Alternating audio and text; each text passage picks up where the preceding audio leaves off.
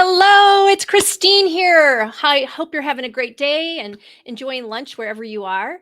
My name's Christine Roberts. I'm the CEO and founder of Create Your Best Life at Work and at Home. And we are a consulting, coaching, speaking firm. We work with women, professional women, go getter women who want to take control of their lives, prioritize what's most important, get unstuck, make confident decisions to move their lives forward both personally and professionally. So, in business and in work. So, it's a holistic approach to coaching, executive leadership, and life coaching, all wrapped in one because all of our lives are integrated, right? So, today I want to talk to you about three reasons why getting out of your comfort zone is good for you and adds value to your life. First, I want to share a story with you that I think you're going to relate to. And when I'm sharing this story, I want you to be thinking about what it is on your heart. What is something that is a twinge on your heart? And I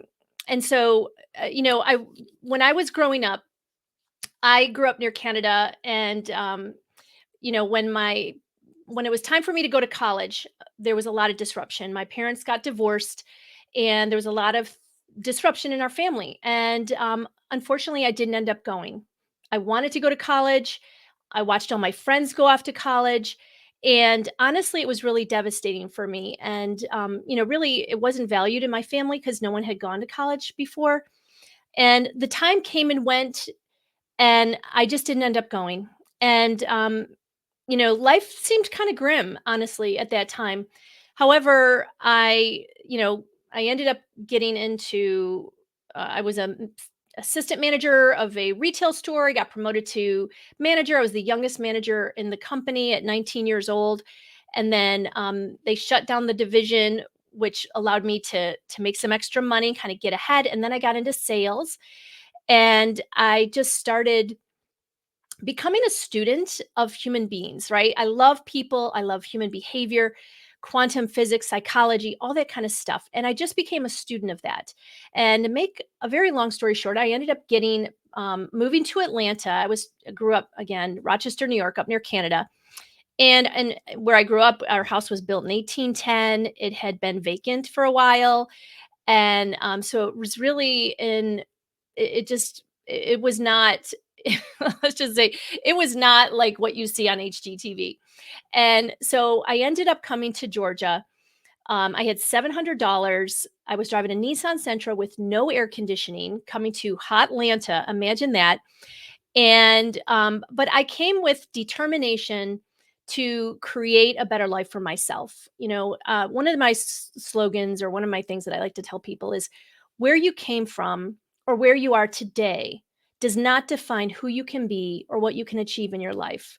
So, don't, to me, it's about being a victor in our lives. So even when you come from dysfunction or you're in a tough spot, and and so I came to Georgia, I got into sales, I started doing really well. I got into goal setting and just achieving, just really achieving. I got promoted, to California, oversaw the largest account for the company, was in a senior level position.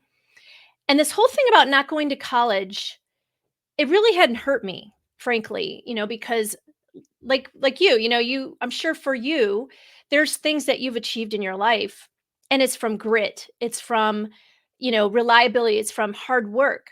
And so it hadn't hurt me really that I didn't go to college, because honestly no one knew that I didn't go to college. It was just assumed. In fact, I remember going to some of our president's clubs. Every year there was like a president's club that, incentive trips, things like that. And I had gone to these, I made it, like every year. And I remember when people would start talking about where they went to college, and I would get a pit in my stomach. I would get this pit of insecurity, of feeling less than, um, just feeling like I didn't deserve to be there. And I mean, intellectually, I knew that wasn't right. Like for yourself, think of the times that you have those insecurities. You have things that, you just question yourself, and intellectually, you know that you shouldn't feel that way, but you do. And so for me, this whole thing of not going to college, I when people start talking about where they went to college, I would try to get out of the situation because I didn't want anyone asking me. And so it just bothered me. I didn't want that. I didn't want to feel that way. So I ended up coming back to Atlanta with a company, and um, I was determined. I was like, I'm going to get a college degree, even though it hasn't really negatively affected me. I want to get it for me. And so I started researching, how I could get a degree without going to college for 20 years at night. And I discovered the executive MBA programs. And the executive MBA programs, if you're not familiar with that, are, really geared to, people in organizations, leaders in organizations that want to move up, maybe to senior level, executive level. And so I started researching that, and I went and I looked up, like, what does it take to get into the MBA? The GMAT, the Graduate Management Admission Test. Well, I didn't even do that great in high school. I mean, I didn't even have really great grades. I never really applied myself. So I started researching all these things. And so I signed up for GMAT prep classes. I went and got a course on learning how to learn because I thought, I don't even know how to learn. Like, I don't even know how to study. So I got this program on learning how to learn so I could figure out, because I was working, I wanted to figure out how to accelerate learning. And then I researched the different programs in our area. So I live here in Atlanta and researched a number of the programs. I went and met with people. One organization, one of the universities I met with, I reached out to the deans. I was like, I'm going to go meet with them and introduce myself. And the one just told me, if you didn't go to undergrad, like, we can't even think about accepting you. Um, and one of the schools that I went to, and I went to a bunch of the orientations, was Georgia State University. And at the time, Georgia State University was rated in one of the top 20 EMBA programs globally.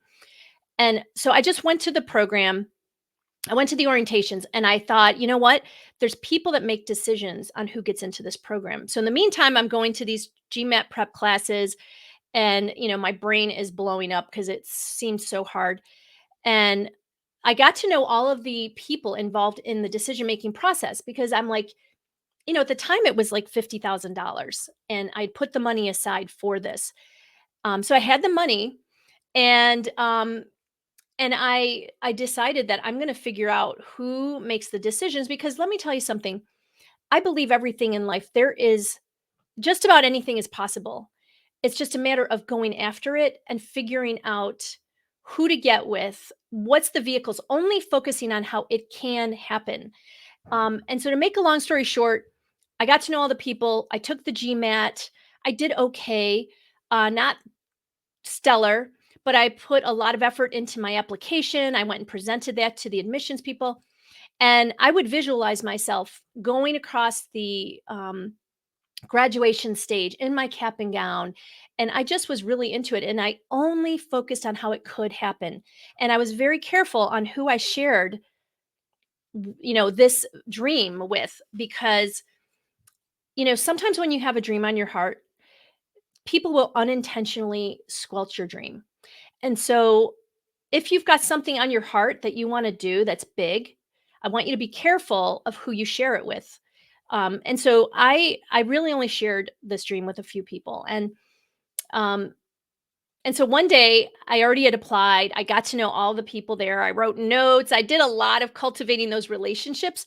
And one day I get a call from the director of admissions, who says to me, Christine, we're looking for your transcripts. We can't find any transcripts. And I said, oh, I didn't go to college.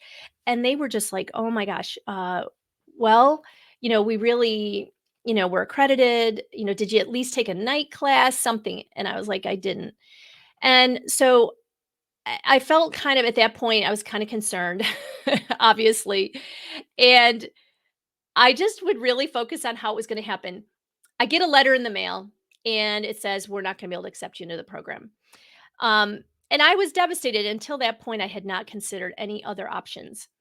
But I literally was, in that morning, imagining myself walking across the stage in such a clear way. It was almost like a trance. And ironically, that afternoon, I got the letter in the mail. And then I want to say that I got the letter, I'd gone out late to get the mail. And then the next day, I get a call from the director of admissions, and what they tell me is, Christine, you've got so much experience. You bring so much to the table. We've all met and we've decided that we're going to accept you into the program. And, and they nicknamed me Rudy. I don't know if any of you have seen that movie, Rudy, but, anyhow, I was the first person that they allowed into this EMBA. And the reason that I'm sharing this with you is not to, um, not to like be bragging about myself, but when you believe in yourself and you go for it, then you give other people permission to believe too. Because now they let people into the program that didn't go to undergrad. Uh, I was the first person, but now, I ended up becoming I emceed part of the graduation dinner. I was one of the reps, class reps that interacted with the, admissions people and the directors and the class. And, it's like whatever it is on your heart that you want to do, maybe you want to write a book, maybe you want to run a 5K, maybe, um, maybe you wanna jump out of a plane. Maybe you just wanna I don't know, like, maybe there's just you wanna go do a boot camp or whatever it might be. When you do something, when you achieve something, you role model that for others. And, you role model that for your kids, you role model that for your colleagues, you role model that for your family, for your friends, for acquaintances. And so I want you to really think about what is it that you want to do that's been on your heart and you just haven't done it. There's this quote, from Neil Donald Walsh, and it says, "Life begins at the end of your comfort zone." When you push through whatever it is, your confidence grows, right? I mean, you've done it. In fact, I would love for you to share with me some examples of things that you've done, that you have pushed through, that were tough, that you were scared, and how when you pushed through that, your confidence grew. Your life is more fulfilling. And sometimes we can get into a rut and we can, start to question things. But I want you to really listen to this twinge. So stop and listen to that twinge, whatever that twinge is on your heart. I shared this story about my getting my MBA with no undergrad. What is it for you? What is something that maybe you haven't completed that just kind of weighs on you and you wish you could? So I want you to stop and listen to the twinge, whatever that is. The second thing I want you to do as an action item is the first thing is to research what it'll take to make it happen, whatever that is. I actually was a speaker at this big event, and it was for an organization at their state conference, and I did a talk, believe in yourself, so others can believe too. Believe in yourself, believe in others, believe in your organization. And one lady came up to me, and she had a similar thing. She had not finished school, and it just always bothered her. So she was inspired to go back and do that. So research what it would take to make it happen, because it is possible, whatever it is you want to accomplish. And so then I want you to take one small step to execute on that. If it's starting your own business, researching what platform you're going to use, researching how do you create an LLC. If you want to write a book, research, how do you self-publish? What's a format, a software format you can use? I want you to take one small step to execute on your dream. And then I want you to share that with a trusted accountability partner. So find someone who has big dreams, who believes that anything is possible, and partner with them and pour into them. And, hey, I'm happy to be your accountability partner. So let me know if there's something that you want to accomplish, because I know that you can do it. You have it in you. You are capable. You are smart. And where you came from or where you are today does not define who you can be or what you can achieve in your life. So those are your action steps. And finally, I want you to dream big, because when you dream big, you know, life is so much better when you're pushing yourself. Our culture, we can be caught up in this grind, right? Just there's so much noise that we're getting every day. Shut down, do a tech detox, take your time to dream big, because I know you've got this. You are capable. And so don't be afraid of your power. You are so powerful. and you don't even know it. Many times, our power can become dormant, but you've got this. And if you want to connect with me, there's this the QR code there to schedule a free consultation. And I would love to hear from you. Let me know your thoughts, and I'll look forward to seeing you soon. Have a great day.